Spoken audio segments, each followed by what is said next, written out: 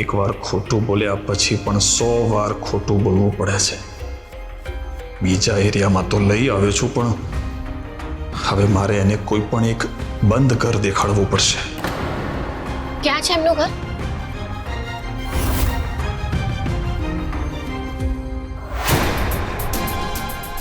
આ છે જીતેન્દ્રનું ઘર. આ છે.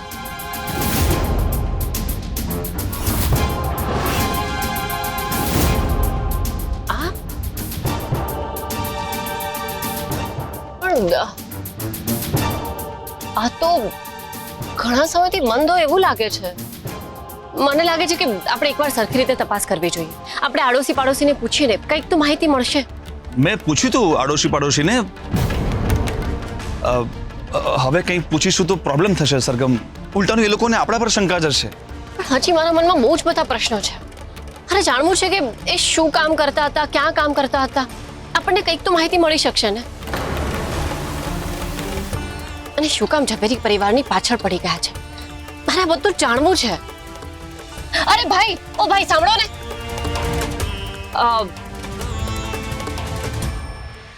ભાઈ, તમે જીતેન્દ્રભાઈને ઓળખો છો? કોણ જીતેન્દ્રભાઈ? અહીંયા આ ઘરમાં રહે છે એ? ના, આ તો વાલજીભાઈનું ઘર છે અને વાલજીભાઈ તો બહાર ગયા છે. અહીં કોઈ જીતેન્દ્રભાઈ નામનો માણસ નથી રહેતો. વાલજીભાઈ તો છેલ્લા 35 વર્ષથી અહીંયા જ રહે છે.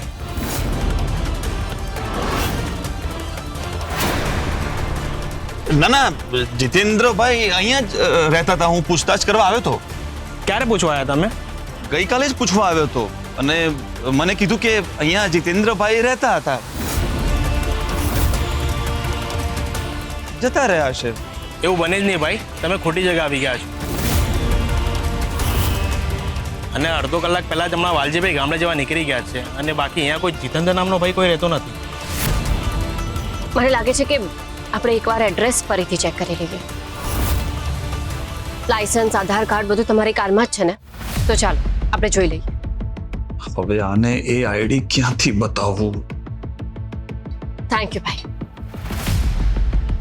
ચાલો.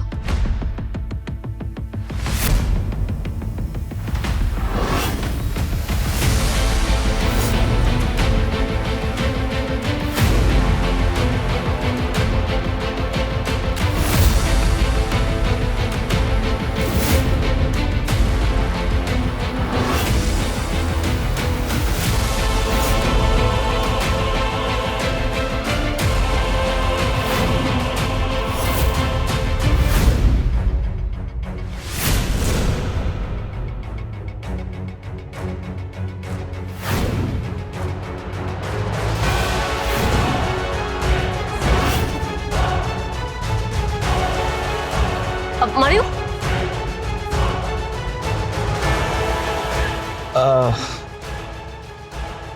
અહીંયા જ મૂક્યા હતા મેં. આવું કેવી રીતે બની શકે? મેં તમને કહ્યું હતું ને કે ઇમ્પોર્ટન્ટ છે, અને તમે તો કહ્યું હતું કે એક કારમાં જ છે. એકચ્યુઅલી મને લાગે છે મારા પેન્ટના ખિસ્સામાં જ રહી ગયા છે. એટલે ટૂંકમાં ઘરે જ રહી ગયું છે. તો આપણે ઘરે જઈને ચેક કરી લઈએ.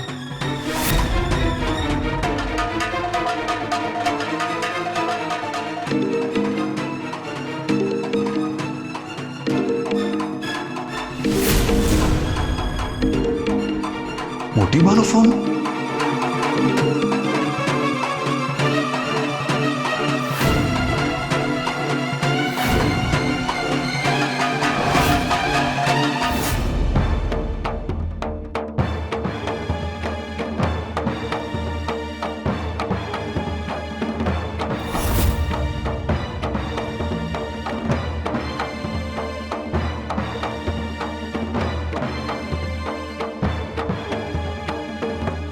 તું તારા પપ્પાના ઘરે જાય છે એવું કહીને ગઈ હતી. મેં એમને ફોન કર્યો તો એમને કહ્યું કે તું ત્યાં આવી જ નથી. આપણા ઘરેથી તારા ઘરનો રસ્તો 15 મિનિટનો. જો ટ્રાફિક હોય તો અડધો કલાક થાય, પણ 1 કલાકથી તું ગાયબ હતી. આટલી વાર ક્યાં હતી અને ક્યાંથી આવી રહી છે? તમને હજુ પણ મારા પર શંકા છે ચિરાગ? હું પપ્પા માટે દવા લેવા ગઈ હતી, પણ શું થયું? તમે મારા સામે આવી રીતે કેમ જુઓ છો?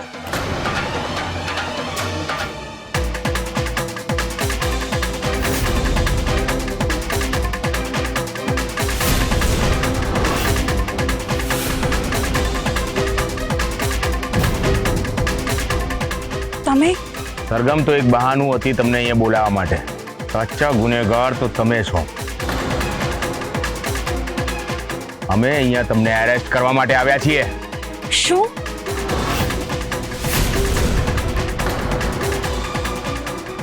પણ તમે મને શું કામ અરેસ્ટ કરવા આવ્યા છો? મેં શું કર્યું? તમે પોલીસને ગુમરાહ કરવાનો ગુનો કર્યો છે. સંજીવની હોસ્પિટલનો વોર્ડ બોય અત્યારે લોકઅપમાં છે અને એણે અમને બધું જ જણાવી દીધું છે. માધુરી, હજુ પણ સમય છે, જણાવી દે કે રાકેશ ક્યાં છે. હું ઇન્સ્પેક્ટર સાહેબને રિક્વેસ્ટ કરીશ કે તને અરેસ્ટ નહીં કરે. આ તમે શું કહી રહ્યા છો? કોણ વોર્ડ બોય, કઈ હોસ્પિટલ, મને કઈ જ નથી ખબર. અને રાકેશ ક્યાં છે એ શોધવાનું કામ તો તમારું છે ને. મને નથી ખબર કે એ ક્યાં છે. અરેસ્ટ કરી લો આને. લોકઅપમાં છે ને બરાબર ખાતરદારી થશે ને એટલે આપોઆપ બધું બોલી દેશે. અરેસ્ટ કરી લો. ચિરાગ, તમે શું કરાવી રહ્યા છો? મારો વિશ્વાસ કરો, મેં આવું કંઈ જ નથી કર્યું. એક મિનિટ ઇન્સ્પેક્ટર, એક મિનિટ. હું મારા પપ્પાને બસ એક ફોન કરી દઉં. સારું, એક છેલ્લો ફોન કરી લો. હે, પણ અત્યારે નહીં. જે પણ કંઈ કરવું હોય ને પોલીસ સ્ટેશનમાં જઈને કરજો. ચલો. ચિરાગ, સાંભળો.